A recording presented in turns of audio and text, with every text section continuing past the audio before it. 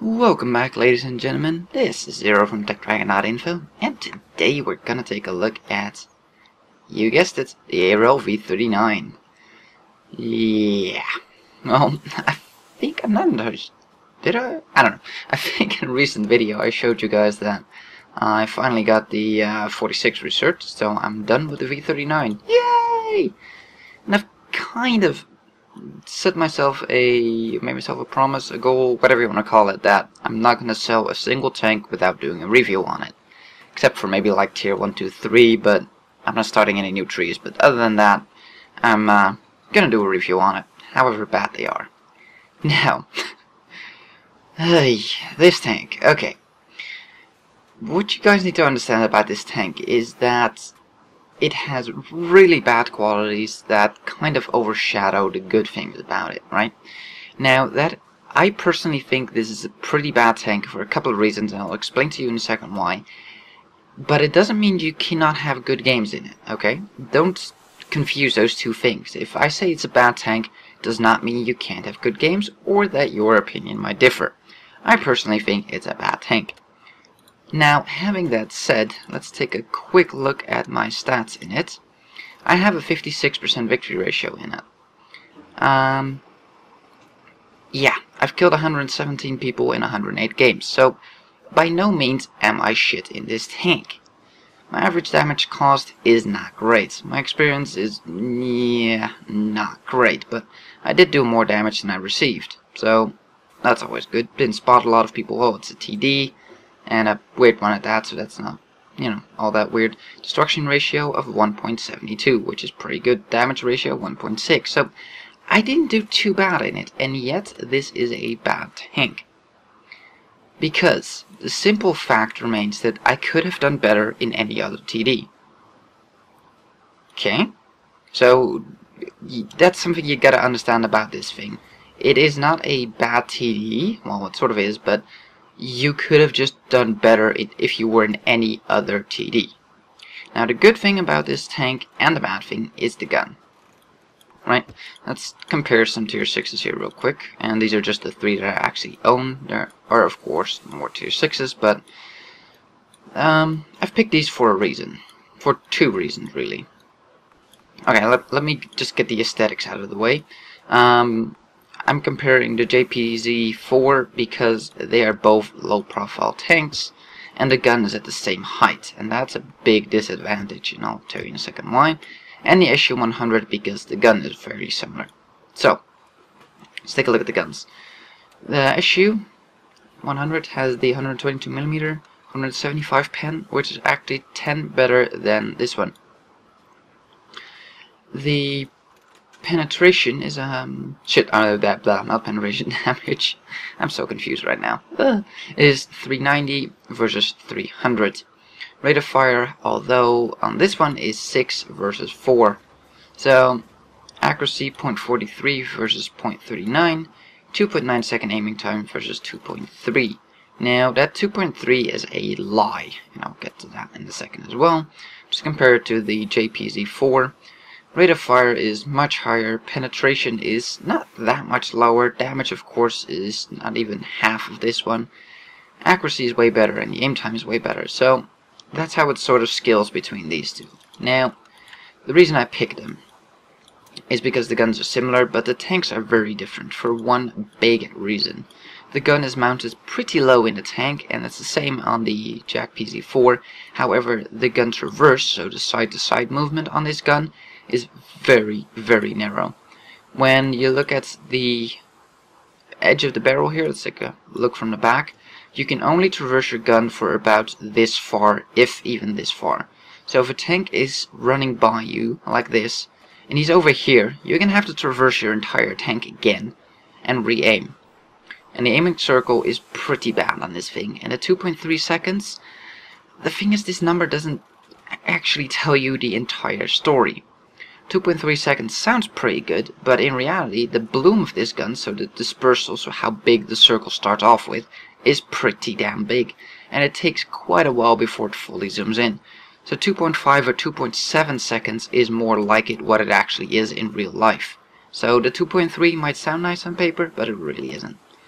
As for your gun choices, there's a lot. Let's take a look at the tech tree. And I know I'm going through this quite quickly, but there's just not a whole lot to say about this tank, sort of. And in my opinion, the 105 is the only gun to pick. This one is absolute horseshit. Penetration is crap. The stock one is... you can't even play with this one. Seriously, don't even. Free experience it, do whatever you have to, don't even play with it. 68 pen at tier 6 is an absolute joke. Combine that with the accuracy on it, it's an absolute joke of a gun. So, don't even try it. This one is still pretty bad. The Deka 30, 135 pen at tier 6, it's doable, but combined with that rate of fire, it's pretty bad. And then we go up to this one, has good penetration. The disperse wasn't too bad, 0.36 compared to the 0.39. However, the aiming time is almost 3 seconds. I was going to say 3.0, but almost 3 seconds. That's bad. With a tank that has a very narrow traverse, so meaning you have to re-aim quite often, I feel that the 105 is the best all-round gun on this tank. That's pretty much it for this tank. The armor, garbage. Absolute garbage. You don't expect to ever bounce. In the snowball's chance in hell, you will bounce once on a blue moon. If all the planets align and you sacrifice a virgin, then you might bounce. Other than that, do not expect to bounce on this thing. What else can I tell you about this thing? Fuel range, yeah, it's not great. It's okay. Signal range is pretty poor for tier 6. Where's the radio? Actually, never mind. Signal range is pretty good. I just never really bought the radio because this one will suffice in almost all cases. People will be outside your view range, render range. Man, I'm off today. I need coffee. People will be outside your render range before they'll be outside your radio range. So, I just didn't want to spend the 44k on it. Couldn't be bothered. So, what else? Well, the problem with this tank is the gun is very low to the ground. I mean, let's compare the SU-100. This is a pretty low profile tank, but the gun is already mounted higher. JPZ-4, the gun is mounted in the exact same location. However, the JPZ-4, as you can see, stops here. The ARL has this entire thing on it. So even though if you're behind a wall that's this tall, your gun is gonna be completely behind the wall and you won't be able to see anything. So on things like Melanovka, for instance, you are gonna be behind the barricades if you're on that side, so you won't be able to see a damn thing. However, the enemies will be able to see your turret thingamajiggy here. So yeah, it's pretty bad. You can hide your tank all you want, but this thing is gonna stick out. If you're coming over a hill, this thing is going to stick out first, and they're going to shoot it first before you can even remotely see him. The gun depression on this thing isn't terrible, but it's quite far from decent. So I guess we'll take a look at the game, and keep in mind, I don't have any spectacular games to show you, so it's going to be a pretty average game. So let's take a look. So here we are on the northwest map, as you can see, and I'm platooned up with Zola. Now, this is actually a re-recording of both audio and video on this game, because just like this tank, apparently this video is riddled with problems.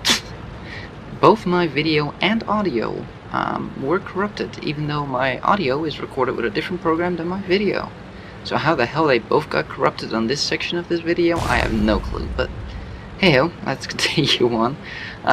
Yeah, this tank, this isn't the best game I've ever had in this tank. It's quite far from it, actually, but you'll see that later. But I do think that this video shows you the capabilities and limitations of this tank. And that's the main thing I want to show you. By all means, this is not a great tank. And I'm sure there's some people out there that can make this thing sing. The thing is, I don't do bad in this tank. I just feel like in any other tank, I would have been able to do better. And that's what frustrates me in this tank. The constant limitations of not being able to hit things like that. No, the constant limitations that you run into with this tank. That's my main problem with it. Not that it's a, how do I put it, a bad tank overall. Well, it sort of is, though. Overall, it's a bad tank. It's just, it's a bad tank because of the combination of a couple of things in this tank, and that's the problem with it. I do have a sort of line on this guy. There we go, finish him off. Now, bus over there, can we get a shot in? Big target, come on, where are you going, where are you going? Stay still, stay. Enemy armor is destroyed. Gotcha. So, that's, what, 300 meters range or something like that I was sniping there? So the accuracy on the gun is okay. It's not great, it's not horrifically bad, it's okay. Penetration is not that wonderful, but there's worse at tier 6, as you've seen. So, penetration is pretty meh. It's not horrifically bad, it's not fantastic either. Damage on the gun is pretty good with 300 a shot, 305 on that one. So that's the whole problem with this tank. It doesn't have any good qualities. The gun, the damage isn't bad. It's not the best though. The 122mm is. So it's not the best, okay? So it doesn't win that category.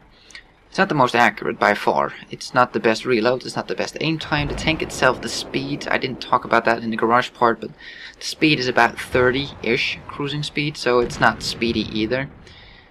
Supposedly it's stealthy, shooting at 300 meters here with a camo net behind cover, behind trees in this case, so yeah, I'm not getting spotted at this range, but still, I get spotted with this thing a lot. And the thing, how you usually get spotted, is you come over a hill, the first thing they're gonna see is that thing on top of your tank, the hatch, whatever you want to call it, the tumor, as some people call it.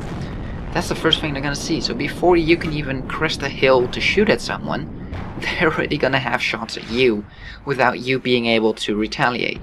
You have to come over the hill on top of it, and then because the depression even slightly come over the hill to shoot, and then pull all the way back while being exposed much longer than they are.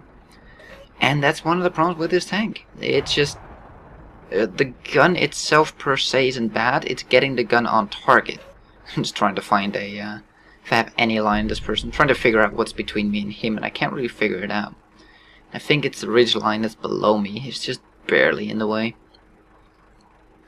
So yeah, I have a SU-85 up north, and that's my only line of defense. So I'm trying to get up a little bit higher here, and there's that horizontal gun traverse for you. I couldn't even see him.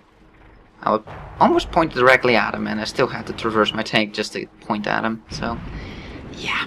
Okay, and I just lost all my support up north, and I decide, well, GTFO. I'm not gonna stick around for that slaughter.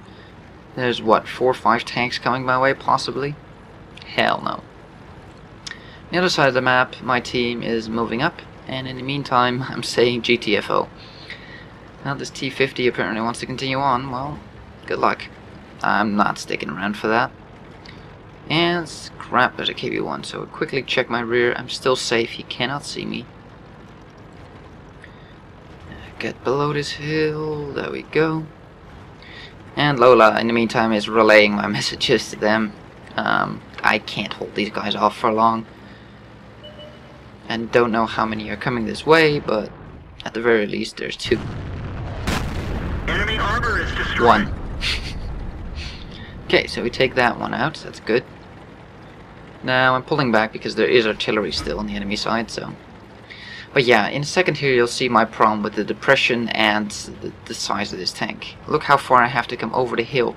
That wasn't even far enough for me to shoot at him. Not even remotely. And then there's the problem with this tank being bouncy. As soon as you go over anything, it bounces for half an hour before you can even take a shot. Now we got a Black Prince up here. My thoughts were put a shot into him, just so he's scared. I mean, they already know I'm here, and of course, side of the turret bounces. That's kind of this gun for you. It seems to bounce a lot, even though it's 165 pen, which isn't too bad for its tier, really. It just bounces a lot, and I think it has to do with the accuracy that's just not there. Here, take a look. Enemy is hit. Put one into him, but only barely. Shot went top left, and I think still hit his turret, though. I was aiming for his engine deck. And I had to take that shot semi-clutch, I know that, but... Okay, so in a second here, I'm gonna traverse these tracks here, go over these tracks. You'll see what I mean with the bounciness. Here. Whoa. Whoa, still bouncing, still can't get a shot. That was the depression. The only thing I had underneath me was the track. That's how bad this depression is. Artillery misses, and... What? Really? Point blank, barrel in his tank, and it does nothing. Didn't even take off his tracks. Seriously, his tracks have more than 300 HP at this point in the game? Unless he just fixed them, I severely doubt that. So in the meantime, our northern offensive has been completely wiped out. Fantastic. Last known information, there's a Black Prince heading straight for me across this bridge. There he is. And I don't have the depression. Can't see him anyways, but I think so far it's getting pretty clear here what this tank can and cannot do. I do have 5 kills. I have 1300 damage that was visible. I think I did 1 or 2 blank shots, so it's probably going to be more than that, but still. This is my depression. This is my limit. This hill is not that steep, but I can't even hit the bridge over there. I'm going to have to pull back. And flush shot, finally. But right now, he can still see me. My tumor on top of my tank is still sticking out. I'm lucky because he's going for artillery and not for me, but still. We didn't penetrate their armor. Yep. Flat side of a Black Prince and nothing. Oh boy. So, go for an engine shot. Goes in. I have no hope, no snowball's chance in hell hope to bounce a shot from him ever. It's not gonna happen. Penetration. Put another shot into. I'm trying to angle here, but even my gun mantlet, nothing can bounce his shots. And he doesn't have that much pin. And I'm dead. This tank has no carry potential. Let's take a look at the stats. So, I think this game pretty much demonstrated what the limitations and capabilities of this tank are. There's a lot of limitations on it, and the capabilities aren't bad, but they're kind of overshadowed by the limitations of it. Limitations like the gun traverse, like the depression, like the gun arrangement, like where it's seated low in a tank, so you can't peek over hills. If you do, the turret on top of your tank is going to show before you will. It has no armor to speak of. I did good in this game, but this tank has no carry potential. None. It's too flimsy, it's too limited to carry a game. Unless maybe you're top tier, but other than that, it's just not a great tank because of its limitations. The gun isn't bad, but the way the gun is mounted and what the gun's mounted on, namely the ARL-V39, just kills this tank, and I wish Wargaming would do something about it. And they said that they are, but no announcement when, and it's gonna be too late for me because I'm done. Woohoo! Onwards to the next one. Yeah! So that's the ARL-V39. It's not a bad tank if it didn't have all those bad attributes to it, and that's the problem with this tank. It has too many bad attributes. Anyways, thank you for watching. If you like this video, give it a thumbs up. If you want to see more, please subscribe, and we'll see you on the next one.